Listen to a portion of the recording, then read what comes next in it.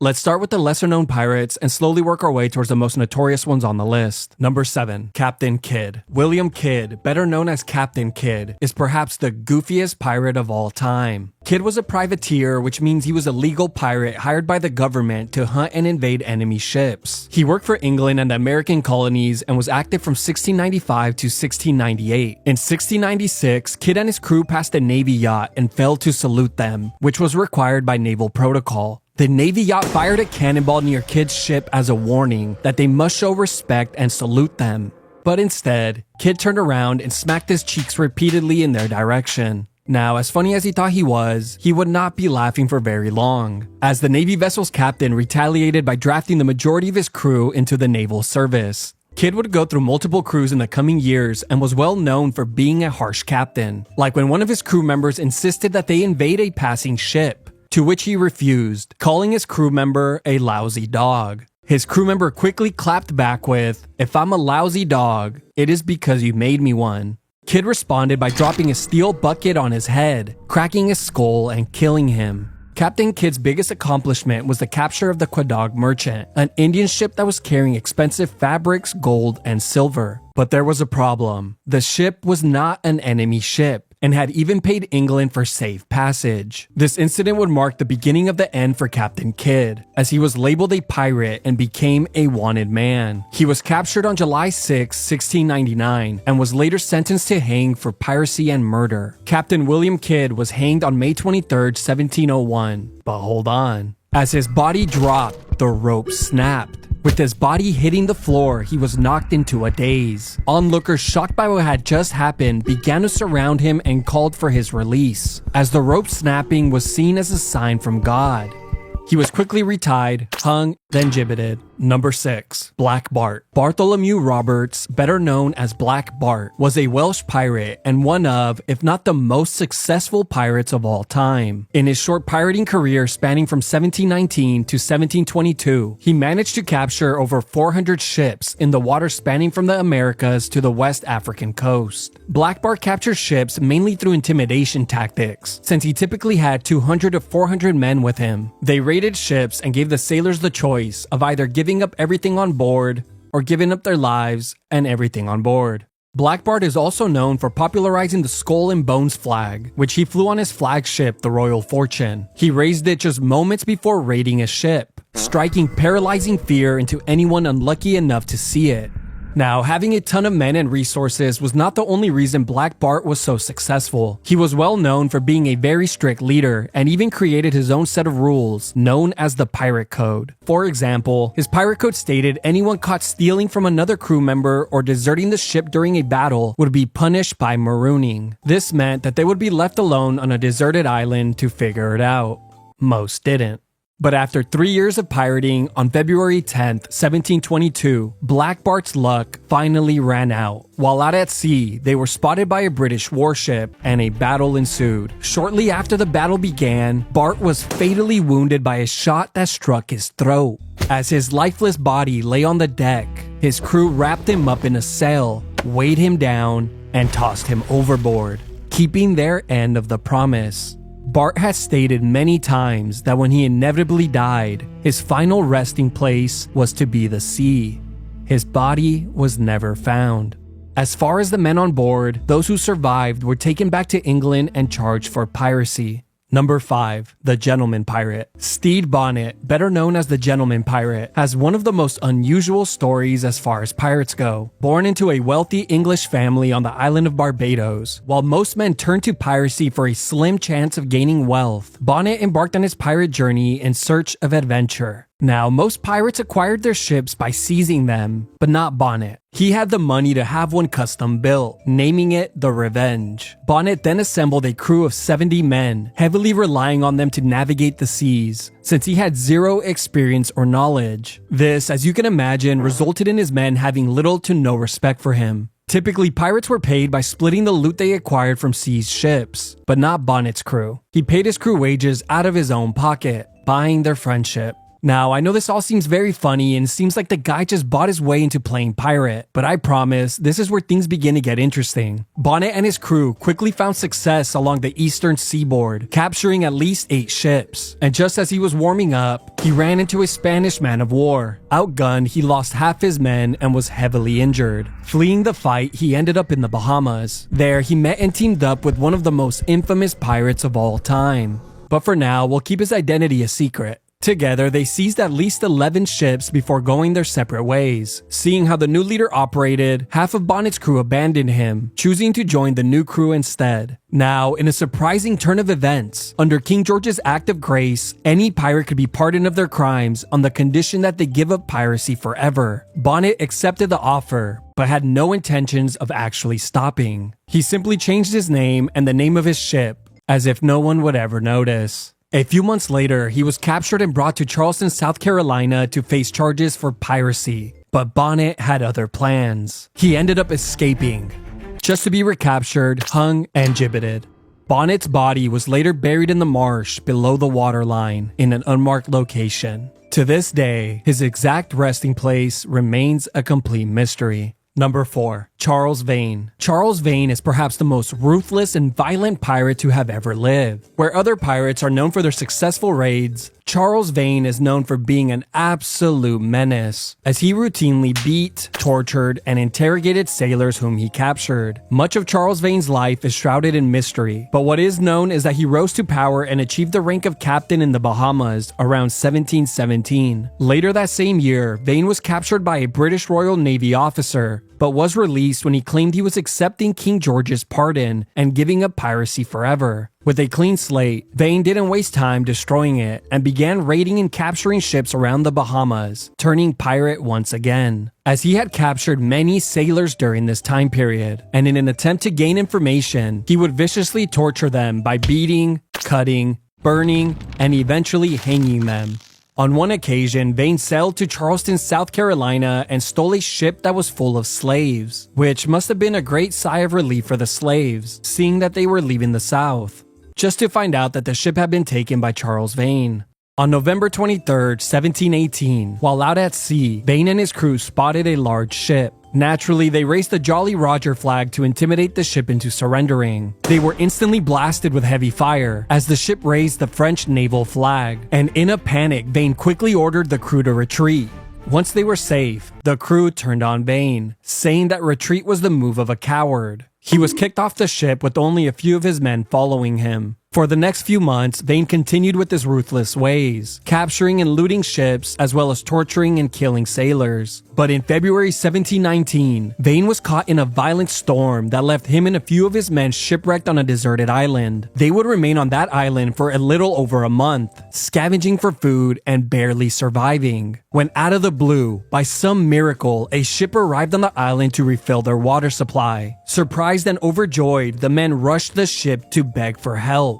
But it didn't work. Vane was quickly recognized by one of the men on board and arrested. He was taken to Jamaica, found guilty of piracy, and was hanged and gibbeted. Number 3. Long Ben. No pirate has left behind a greater mystery than Henry Every, better known as Long Ben. Henry Every went by many names: Long Ben, the Arch Pirate, and the King of Pirates. But I'll just refer to him as Every here. Every was an English pirate who operated in the Atlantic and Indian Oceans in the mid-1690s. And in just 2 years, Every would manage to leave behind one of the most iconic legacies in pirate history. Unlike many pirates, Every first attempted to live a respectable life, joining the Royal Navy, then working on a ship for the slave trade. During this time period, he acquired the skills he would need to become one of the wealthiest pirates to ever live. While working for a Spanish expedition, the crew of men failed to receive payment for their services, so they simply took the ship, and Every was elected captain. Needing money to support their families, they turned to piracy. And for the next couple of months, Every and his crew seized many ships, which included 3 English merchant ships, 2 Danish ships, and a French pirate ship.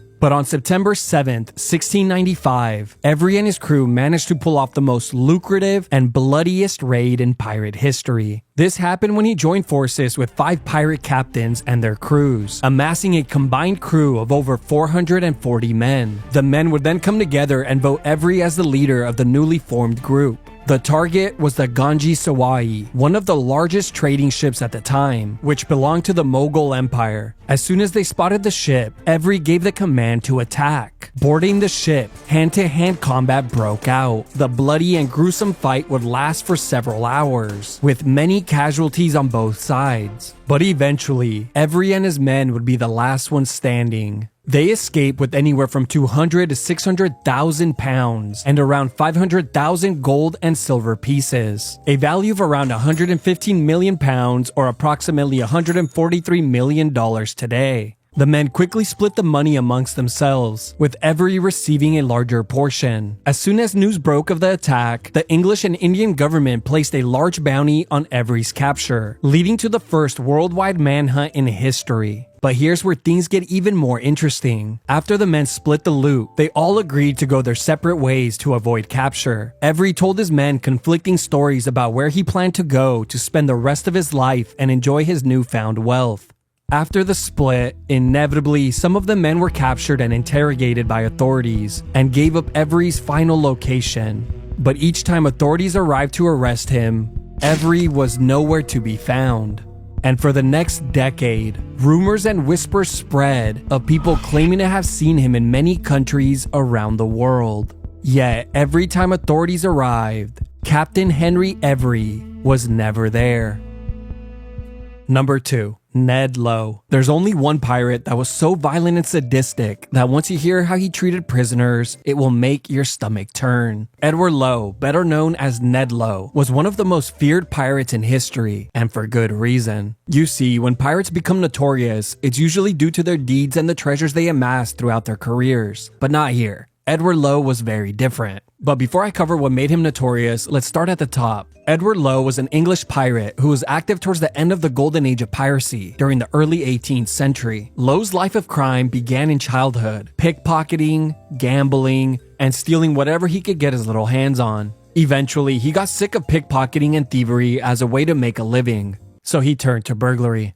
A few years later, around 1714, he moved to Boston, Massachusetts as a young man. He got married, had a daughter, but sadly, things took a turn when his wife died during childbirth. Lowe attempted to make an honest living working on a ship that transported logs, but one day, everything changed when Lowe's temper got the best of him. While out at sea, he asked the captain for food, only to be told that all he had for him to eat was rum. Lowe, furious with the response, picked up a loaded musket and fired it at the captain, killing an innocent crewman that was standing right next to him. Lowe and around 12 other men were quickly forced off the vessel. The following day, the men led by Lowe took over a small ship, killing an innocent man on board. With a ship in their possession, they began their new lives as pirates. Lowe and his crew headed to the waters of the Cayman Islands. There, they joined the crew of a well-established pirate, George Lawther. But after a few months and many successful raids, Lowe was made captain and given his own ship, which he called Rebecca. This is when Lowe garnered his gruesome reputation and became one of the most feared pirates to ever live. Lowe created many torture methods that he would use on anyone he captured at sea. But I'll just cover some of his favorites and some notable acts. On one occasion, Lowe captured a French cook, saying that he was a greasy fellow who would fry well, then setting him on fire. Then there was the famous incident where he captured a captain, cut his lips off, cooked them, and made the man eat his own lips while they were still hot. He would also routinely tie sailors' hands with a rope, wrap it between the fingers, then set it ablaze, burning the person's flesh down to the bone. Then who can forget the time he killed 53 Spanish captives in a single day with his sword? But wait, there's more. There were also countless times where he would simply raid a vessel, tie the men up, take the loot, then set the ship on fire, burning everyone on board alive. Or the countless incidents where he would raid ships, take all their loot and food, then send them on their way to starve to death. But not only was he a complete bloodthirsty maniac, he was also a notorious cheater, approaching ships and hoisting friendly flags, tricking unsuspecting vessels into letting their guard down before attacking. But after 3 years of carnage and capturing and burning hundreds of vessels, in July 1723, Lowe sailed into the open sea and was never seen again. Some believe he died in a storm out at sea. Others say he was left to die on an island by his own crew. Then, of course, there's the theory that he sailed to Brazil and lived the rest of his life under a new identity. Number 1. Blackbeard. I mean, who else could it have possibly been? Edward Teach, better known as Blackbeard, is easily the most famous, feared, and notorious pirate of all time. You can see his influence in modern films, TV shows, and video games today. And for good reason. Teach was an English pirate who operated around the West Indies and the eastern coast of North America from 1716 to 1718. Not much is known about his upbringing, and it wouldn't be until Edward Teach became Blackbeard that the world would really know his story. Blackbeard was a tall man, standing around 6'5", with a long, thick black beard that he braided. He wore a long black coat, a wide-brimmed hat, and a bandolier across his chest, holding multiple handguns and daggers. Now, if that wasn't scary enough, the madman would also place slow-burning fuses in his hat, beard, and hair, lighting them right before invading ships, which was such a terrifying sight for sailors that they typically surrendered without a fight. The first account of Blackbeard came in the spring of 1716, when he emerged as a captain with a large crew of around 70 men. That spring, they traveled up and down America's east coast, capturing and ransacking 8 merchant ships. It was around this time that Blackbeard met and teamed up with Stede Bonnet, the gentleman pirate, which we covered in the number 6 spot. Now, what really made Blackbeard famous was his capture of the La Concorde, a large French ship that was carrying around 500 slaves. After taking control of the ship, he released the crewmen and slaves on the island of Bequia, only for them to be recaptured a few days later. With a new powerful ship, he renamed it Queen Anne's Revenge and equipped it with 40 guns. They then went on one of the most brutal looting sprees, traveling through the Caribbean Sea to Mexico, then up the east coast of the US, ransacking every ship they came across. This included a large merchant ship called Great Allen that secured him a spot in the Boston Newsletter, further growing his popularity and fearsome reputation. By this point, Blackbeard had already become one of the most famous pirates alive, but his biggest and boldest move came on May 17, 1718, when he stationed 4 ships outside of Charleston, South Carolina, just far enough at sea where they could not be seen from shore. There, they waited to ambush ships that were entering or leaving the port, and for the next 5 to 6 days, they captured and ransacked 9 vessels. This included a ship that was carrying Charleston citizens, whom he held for ransom, but eventually traded for a chest of medicine. And this is when Blackbeard and Stede Bonnet would go their separate ways. Bonnet would end up hanged shortly after, while Blackbeard traveled up north to North Carolina and accepted the king's pardon, agreeing to give up piracy forever. He made North Carolina his home and settled down, marrying his 14th wife. Now, of course, the story couldn't end there. You see, the entire time, Blackbeard continued his life as a pirate, with many suspecting that the town's governor simply turned a blind eye to it, as it brought economic benefits to the town. But eventually, the governor of Virginia had had enough, and sent the Royal Navy to capture Blackbeard. And in the early morning of November 22nd, 1718, the ambush meant to capture Blackbeard escalated into a full-blown battle. The pirates were outnumbered 3-1, and the gruesome battle would last for around an hour. Blackbeard and his crew fought bravely to their last breath, but inevitably lost the battle. When it was all said and done, Blackbeard lay dead with 25 stab wounds and 5 gunshots. His head was cut off, then hung on the Navy's ship, with his body tossed into the ocean. Blackbeard's head would then be hung on a pole at the entrance of the Hampton River in Virginia, where it hung as a warning to pirates for several years. Blackbeard's terror lasted only a little over a year, but in that short time, he managed to seize over 40 ships, leaving behind one of the most terrifying and notorious pirate legacies in all of history.